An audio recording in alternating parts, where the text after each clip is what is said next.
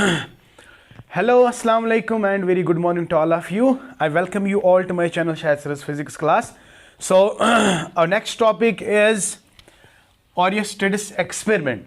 This is the experimental evidence that will show us the relationship between electricity and magnetism. Yes, my dear. तो कल अगर question आएगा, what is Oersted experiment? Oersted experiment is basically the evidence. It's an experimental evidence that shows us the relationship between current and magnetism, right?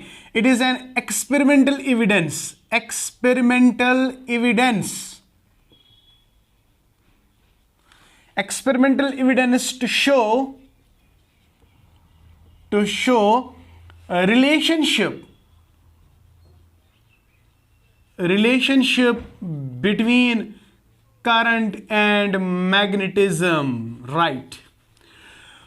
So Christian Oersted, he performed an experiment in 1820.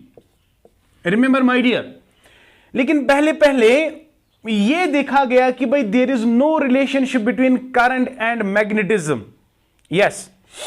तो इसको देखा भी था Oersted ने. उसने क्या किया, पहले Oersted को भी लगा था कि भाई there is no relationship between current and the magnetism. तो इसके रिलेटेड उसने एक्सपेरिमेंट भी किया, तो उससे भी पता चला कि भाई there is no relation. तो एक्सपेरिमेंट में इसने क्या किया, इसने एक कंडक्टर लिया. Conductor here means that conducts electricity. तो दिस इन XY जो है, it's a current carrying conductor. तो अगर मैं कंडक्टर खाली कहूंगा तो आपको याद रखना है, it is a current carrying conductor. और उसने क्या किया, he placed the magnetic needle but perpendicular to the needle. यानी XY is the conductor, current carrying conductor, and magnetic needle, जो कि हम मैग्नेट बोलते हैं इसको. मेरा प्रीवियस लेक्चर आप देख सकते हैं, मैंने बहुत सारे टाइप्स ऑफ मैग्नेट आपको बताए थे. इसमें हमने रोहम्बस इलोंगेटेड मैग्नेटिक नीडल के बारे में भी हमने बात करी थी, राइट? तो जब Oersted ने एक्सपेरिमेंट किया, सिंपल एक्सपेरिमेंट किया, तो वो एक्सपेरिमेंट किस लिए था, ताकि पता चले कि is there a relationship between magnet and current. तो अगर इस चैप्टर का आप नाम देखोगे ना, it is a magnetic effects of current, right? Magnetic effects of current. What does it mean? It simply means current can produce magnetism and magnetism can also produce current. ये दोनों टॉपिक्स हमें पढ़ने हैं. लेकिन इस बात को साबित करने के लिए पहला एक्सपेरिमेंट मैग्नेटिज्म पे किसने किया था? It was done by the Christian Oersted. Right, my dear. And what was the date? It was 1820. तो पहले जब इसने भी कहा था कि भाई there is no relationship between what and what? Magnetism and the current. यानी current cannot produce the magnetism. तो उसने एक्सपेरिमेंट से पहले कहा था भी there is no relation. लेकिन उस एक्सपेरिमेंट में उसने किया क्या था, इसने मैग्नेटिक नीडल और कंडक्टर को परपेंडिकुलर रखा. जब परपेंडिकुलर रखा तो there was no such a deflection.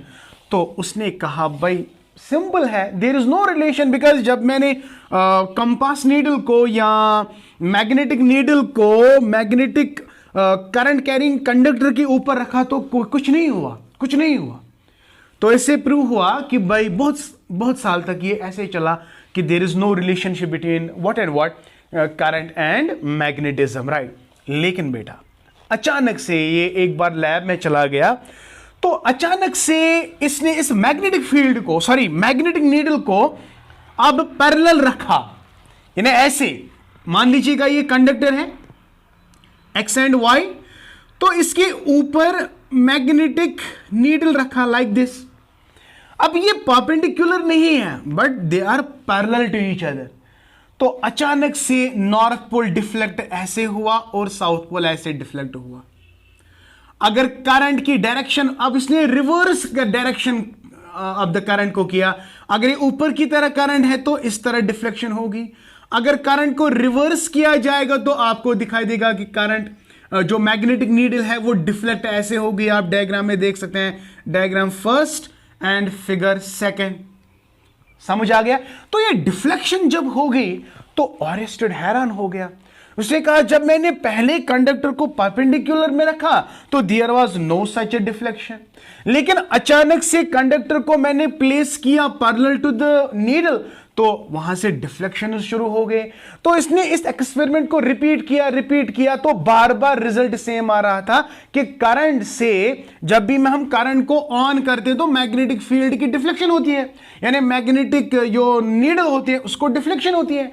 तो इससे सोच में पड़ गया डिफ्लेक्शन क्यों होती है, तो इसी से साबित हुआ कि यस आफ्टर परफॉर्मिंग दिस अचानक एक्सपेरिमेंट, इट वाज अचानक means it was all of a sudden, Oersted उसको पता नहीं था, इसने हालांकि एक्सपेरिमेंट किया था, इसने क्लियर कट किया था कि भाई there is no such relation, लेकिन अचानक से यानी ये डिस्कवरी जब अचानक होती है ना, ये उन लोगों के जो डिजर्व करते हैं, यानी वो वर्क हार्ड फॉर इट है, तो अचानक से इसको अगर हम ज़ूलॉजी में देखेंगे serendipity, the discoveries that come by chance.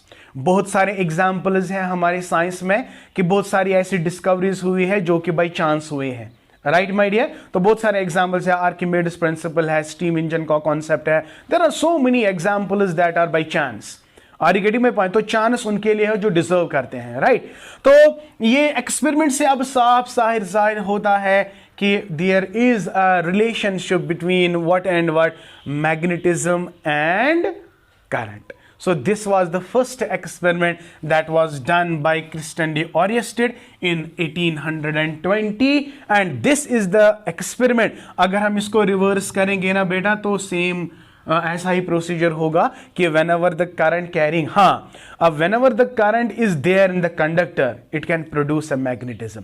तो इस एक्सपेरिमेंट से एक पॉइंट तो भाई क्लियर हो जाता है कि whenever there is a current in a conductor it produces magnetism. It produces magnetism.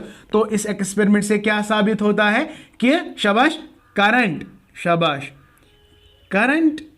produces magnetism. So whenever there is a current in a conductor there is the production of the magnetism.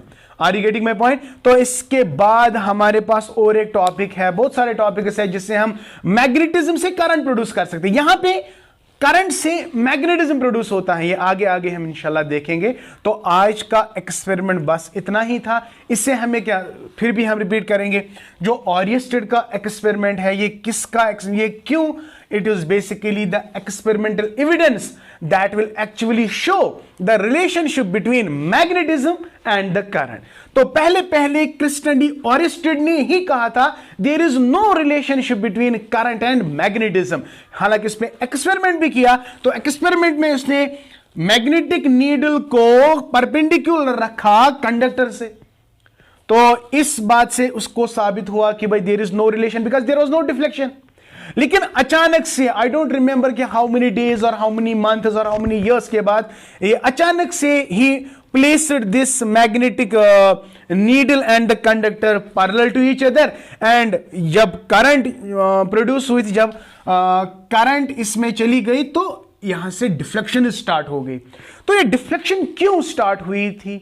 Because there was a current. So current has produced the magnetism, and when you reverse the direction of the current you can see the direction of the needle in a reverse direction. यहां इस तरह से है, यहां इस तरह से है. तो इस बात से क्लियरली साबित होता है कि there is a relationship between magnetism and the current और current and the magnetism. तो इसका मतलब क्या है? Current can produce magnetism. So this was actually the Oersted's experiment. इंशाल्लाह नेक्स्ट वीडियो में हम आपको बताएंगे कि मैग्नेटिज्म कितना प्रोड्यूस होता है जब हम, हाँ इस कंडक्टर में कितना मैग्नेटिज्म प्रोड्यूस होता है, उसकी डायरेक्शन क्या होगी, ये हम अगले आने वाले वीडियो में देखेंगे. और हमारे पास है मैग्नेटिक लूप, कॉपर कॉइल जिसको हम बोलते हैं magnetic loop, and another we have a solenoid. तो इन सभी चीजों का हमें मैग्नेटिक फील्ड देखना है. तो stay with your Shahid sir and have a good day, nice day. And if you really enjoyed this video, please like my video, share my video, and do subscribe to my channel and press the bell icon so that you can get my latest updates and videos. Thank you. May Allah bless you and keep always learning.